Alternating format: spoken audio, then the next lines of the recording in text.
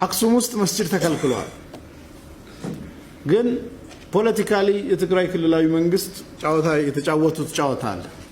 ጫወታው ምንድነው? ውቅሮ ነጃሺ ቀብር ያለበትን ለብቻ እስላማዊ የመጀመሪያው መስጊድ ምናምን ተብሎ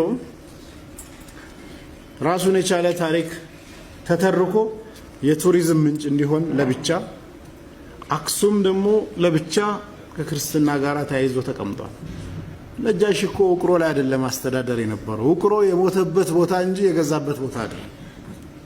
ውቅሮ የሞተበት ቦታ እንጂ የገዛበት አይደለም። የገዛበት ሰሃቦች ነፃነት ያገኙት አክሱም ከተማ ውስጥ ነው። ተሰደው ወጥተው ይህንን መብት ያገኙ ስደተኞችን ተቀበለች ኢትዮጵያ የምትባለው አክሱም ውስጥ ነው።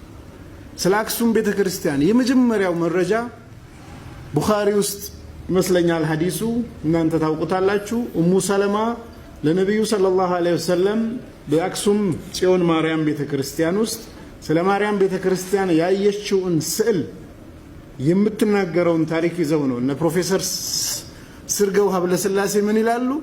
በወቅቱ የአክሱም ጽዮን ማርያም ምን እንደምትመስል የመጀመሪያው መረጃ ብለው ይወስዱታል። በዚህ ጊዜ ኡሙ ሰለማ አክሱም ገብታ ቤተክርስቲያኑን አይታ የተናገረችውን ሐዲስ ወስደው ያኔ እንኳን ምን ይመስል ነበር ብሎ ደሊል ያደርጋል። ከዛ ዞር ብሎ አክሱም ውስጥ ነጃሽ የሚባል መሪ የለም።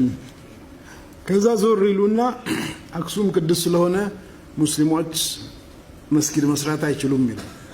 እኛም ተባብረናቸው ውቅሮ ነጃሽ የሞተበትን ቦታ የመጀመሪያው መስጊድ ብለን አብረን እያወራን ነው። የመጀመሪያውማ እዛ አክሱም ውስጥ ነው እንጂ እዚህኛው አይደለም።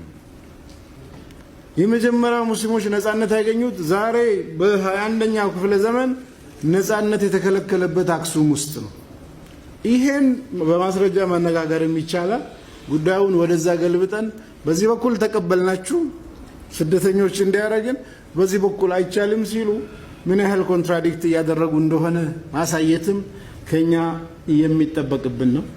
ለማንኛውም ከዚህ በላይ አላስረዝምም።